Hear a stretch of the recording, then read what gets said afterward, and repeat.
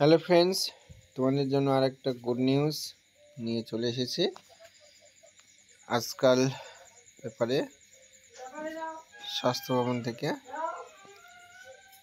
চিকিৎসক সহ অন্যান্য বিভাগে স্থায়ী পদে বিপুল সংখ্যক কর্মী নিয়োগ বড় ঘোষণা স্বাস্থ্য দপ্তরের 4 আগস্ট 2025।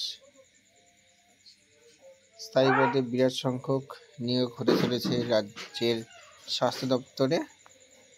জানা গিয়েছে এই পদগুলির মধ্যে একদিকে চিকিৎসক, নার্স, অন্যদিকে টেকনিশিয়ান নিয়োগ হতে চলেছে ফার্মাসিস্ট পদের।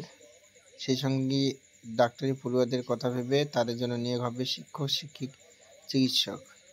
আগামী 8 আগস্ট এই সংক্রান্ত বিজ্ঞাপন রাজ্যের স্বাস্থ্য দপ্তরের ওয়েবসাইটে এবং বিভিন্ন সংবাদপত্রে প্রকাশিত হবে বলে রাজ্য স্বাস্থ্য দপ্তরের একটি সূত্র জানিয়েছে।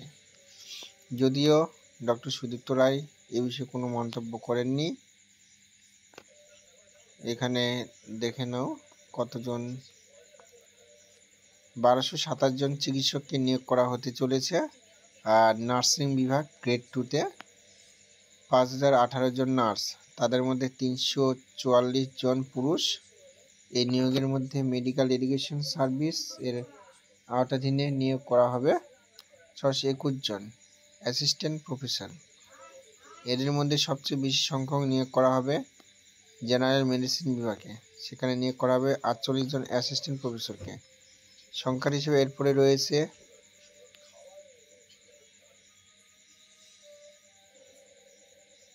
তারপর নিয়োগ করা হবে 47 জন জেনারেল সার্জারি, 43 জন মেডিকেল টেকনোলজি গ্রেড 3 বিভাগেও,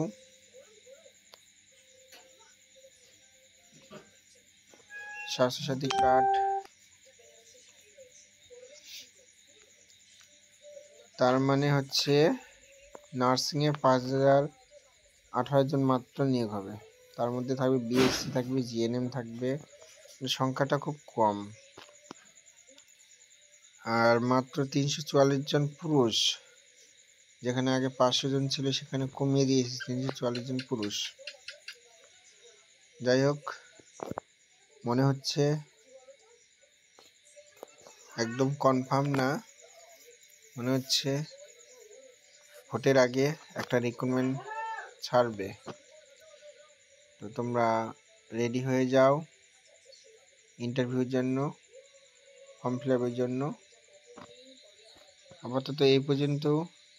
কোনো নোটিশ পেলে আমি অবশ্যই তোমাদেরকে জানাবো। ওকে।